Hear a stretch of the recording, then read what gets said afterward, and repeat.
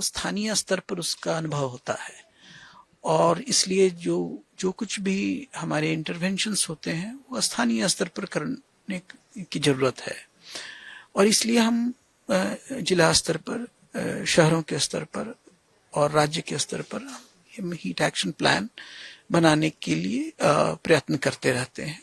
राज्यों से हमारा संवाद चलते रहता है और हमारी यह कोशिश रहती है कि राज्य स्तर पर, जिला स्तर पर और शहरों के स्तर पर ज्यादा से ज्यादा हीट एक्शन प्लान बना सकें। जब प्लान बनते हैं तो उसमें कई तरह के जो हीट वेव से रिलेटेड जो मेजर्स होते हैं उनका अंतर्भाव होता है और उनका हम इम्प्लीमेंटेशन कर सकते हैं। तो हर शहर की, हर जिले की अपनी विशेषता है, अपनी समस्याएं हैं, उस तरह से वहां पर उस मेजर्स हमें लेने चाहिए। एक राष्ट्रीय स्तर पर हम एक हीट एक्शन प्लान बना करके हम इसका समाधान नहीं कर सकते हैं। तो अभी जो है हम करीब करीब 300 हीट एक्शन प्लान बना चुके हैं और भी 100 हीट एक्शन प्लान और भी बनने के प्रक्रिया में है। तो हमारी यह कोशिश रहेगी कि जितने भी राज्य हैं जहां हीट वेव की समस्या आ रही है सब इसमें पहल लें और जिला के स्तर पर और शहर के स्तर पर हीट एक्शन प्लान बनाएं। हीट एक्शन प्लान में जो ढेर सारी जो मेजर्स हैं है ना, उनको जरूर हम शामिल करें। पानी की व्यवस्था करें, वेजिटेशन की ज्यादा से ज्यादा बढ़ाएं, कूल रूफ की हम की बात कर सकें, कूलिंग शेल्टर की बात कर सकें। जो बच्चों के जो विद्यालय हैं उनमें उनका हम फिर से वो जो वहां पर हम किस तरह से कूलिंग इम्पैक्ट को कैसे इम्प्रूव करें। जो वर्कर्स हैं वो उनको हम इस तरह से काम करने के लिए हम उस तरह के वातावरण का निर्माण करें जो उनको ज्यादा हीट का एक्सपोजर न लगे। तो ये जो है यह एक समस्या है जो कि जो लोग शारीरिक स्तर पर काम करते रहते हैं और जो लोग सब्जी के विक्रेता हैं, छोटी छोटी अपना हॉकिंग करते हैं, उनको यह समस्या ज्यादा परेशान करती है और उनके लिए उस स्तर पर वो समस्या का समाधान करना आवश्यक है। तो इसलिए स्थानीय स्तर पर इस तरह के कौन से हम व्यवस्था कर सकते हैं जिनके कारण वो हीट वेव का जो एक्सपोजर है वो कम किया जा सके और लोगों को थोड़ा ज्यादा थर्मल कंफर्ट मिले, इसके लिए हम प्रयत्न करें। सर, पिछले कुछ सालों से टेम्परेचर हर साल बढ़ते जा रहे हैं, ये ऑन द रिकॉर्ड है जी।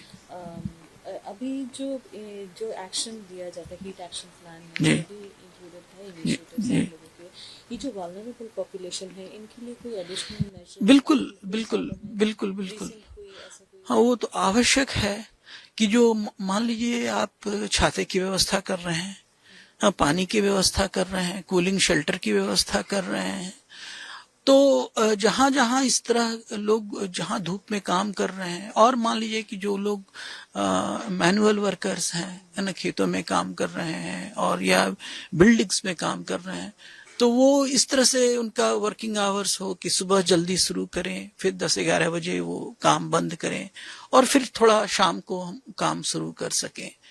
तो यह इसीलिए हम ये हीट एक्शन प्लान की बात करते हैं क्योंकि इस तरह की भी समस्याएं जो है हर जिले में अलग तरीके से हैं।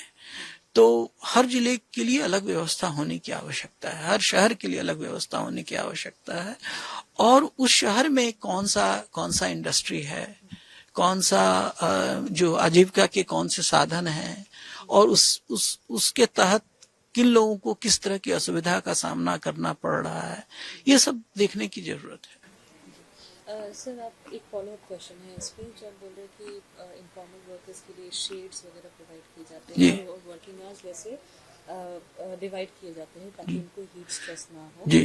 सर, वल्नरेबल पॉपुलेशन ये भी कहते हैं कि उनका इनकम पे काफी इम्पैक्ट बिल्कुल बिल्कुल इनकम पर असर पड़ता है और उसके लिए भी है ना, कुछ पैरामेट्रिक इंश्योरेंस की बात की जा रही है ना। वो पैरामेट्रिक इंश्योरेंस जो है थोड़ा सा कठिन होता है, क्योंकि किस समय टेम्परेचर वो पैरामेट्रिक है, वो ट्रिगर पर आधारित होता है, किस समय टेम्परेचर बढ़ रहा है, कितनों दिनों के लिए बढ़ रहा है।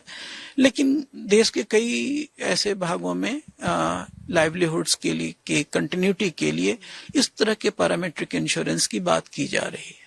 हीट वेव रिलेटेड डेथ्स भी काफी रजिस्टर हो रहे हैं उस पर।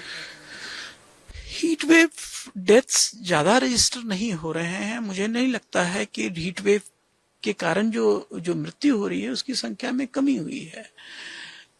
देखिए, एक तो ये भी होता है कि हीट वेव से सीधे एक डायरेक्ट एट्रीब्यूशन थोड़ा डिफिकल्ट होता है। कोई भी डेथ होता है उसके दूसरी वजह होती है और उसको सीधे हीट वेव से जोड़ना थोड़ा डिफिकल्ट हो जाता है।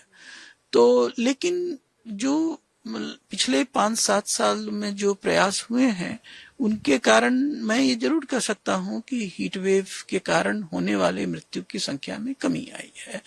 हमने हॉस्पिटल्स को, पीएचसीज को भी हमें हीट वेव को कैसे डील करना चाहिए इसके लिए आगाह किया है। इसके लिए ट्रेनिंग की व्यवस्था की गई है। हेल्थ डिपार्टमेंट से इसके लिए और हेल्थ मिनिस्ट्री से इसके लिए ढेर सारे निर्देश जारी किए गए हैं और इन सब का ऐसा प्रभाव हुआ है कि हीट वेव से जो अफेक्टेड लोग आए हैं उनको ज्यादा बेहतर उपचार मुहैया कराया गया है और पिछले 4-5 सालों में इसके कारण जरूर इस क्षेत्र में सुधार आया है।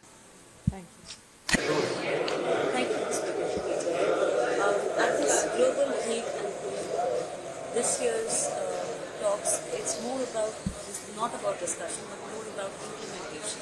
Could you tell us more about it? Sure.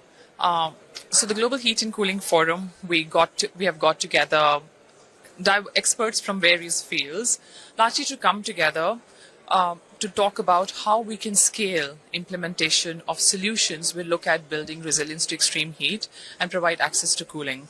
And how we are doing that is that we have designed, at least the format of the forum, we have designed in a way that we are able to have some deep dive conversations. The way we have designed those deep dive conversations is to start with solutions that have been piloted and then think through ways that we can go from pilot to scale of those solutions. Some examples being, several cities in India have set up cooling stations as a way of providing people relief from extreme heat situation. Now, what are the ways we can expand these cooling stations to larger number of locations within cities, across cities? What are the models that will work? How will they be financed? Is some of the questions that we are thinking through. The key partners for this forum, the National Disaster Management Authority, Department of Science and Technology, are also very deeply thinking about these scalable models and solutions across the different parameters for heat and cooling. There are several initiatives by NRC, but when it comes to implementation, how well the implementation is happening, and I mean how well the initiatives are working after implementation, and are you scaling up those initiatives? Sure, that's a very good question. So NRDC, in fact, worked with the city of Ahmedabad back in 2013 to come up with the Ahmedabad Heat Action Plan. Now, that was the first heat action plan in South Asia.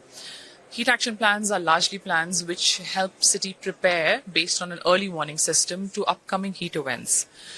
They help city prepare by coming up with a lot of measures that can be put across different city departments that will help to cope with the upcoming heat events. Now, that plan was launched in 2013. NRDC, along with several other partners, work with Ahmedabad Municipal Corporation to understand what has been the impact of that plan after it was implemented in its first year. And this is in fact documented in a scientific journal. Immediately after the implementation of the plan for that, after 1 year, there was a reduced number of deaths by 1,100 in that year. So these are some of the ways you can assess how some of the implementation is working and how one is able to create impact on the ground.